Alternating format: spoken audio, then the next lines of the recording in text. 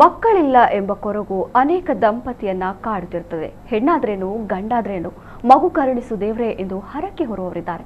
ಆದರೆ ಇಲ್ಲೊಬ್ಬ ಕ್ರೂರಿ ಹೆಣ್ಣು ಮಕ್ಕಳೆಂಬ ಕಾರಣಕ್ಕೆ ತನ್ನಿಬ್ಬರು ಪುಟ್ಟ ಮಕ್ಕಳನ್ನ ಬಾವಿಗೆ ಎಸೆದು ಕೊಲೆ ಮಾಡಿದ್ದಾನೆ. ಈ ಘಟನೆ ನಡೆದಿರೋದು ತೆಲಂಗಾಣದಲ್ಲಿ. ಕಚು ಶ್ರೀಶೈಲಂ ಎಂಬಾತ ಕೃತ್ಯ ಎಸಗಿದ ಪಾಪಿ ತಂದೆ. ಶ್ರೀಶೈಲಂ 6 ವರ್ಷಗಳ ಹಿಂದೆ ಮೌನಿಕಾ ಎಂಬಾಕೆಯನ್ನ ಮದುವೆಯಾಗಿದ್ದ. ಇವರಿಗೆ 4 ವರ್ಷಗಳ ಹಿಂದೆ ಗೀತಾಂಶ ಮತ್ತು ಗೀತನ್ವಿಕಾ ಎಂಬ ಅವಳಿ ಹೆಣ್ಣು ಮಕ್ಕಳು ಜನಿಸಿದ್ದರು. ಗಂಡು ಮಗು ಬೇಕೆಂದು ಆಶಿಸಿದ ಶ್ರೀಶೈಲಂಗೆ ಹೆಣ್ಣು ಮಕ್ಕಳು ಹುಟ್ಟಿದ್ದು ಸುತರಾಮ ಇಷ್ಟವಿರಲಿಲ್ಲ. ಇದೇ ವಿಷಯವಾಗಿ ಆತ ಯಾವಾಗಲೂ ಪತ್ನಿಯೊಂದಿಗೆ ಜಗಳವಾಡ್ತಾ ಇದ್ದ. ಅಂದು ಕೂಡ ದಂಪತಿ ನಡುವೆ ಇದೇ ವಿಚಾರವಾಗಿ ತೀವ್ರ ವಾಗ್ವಾದ ನಡೆದಿತ್ತು.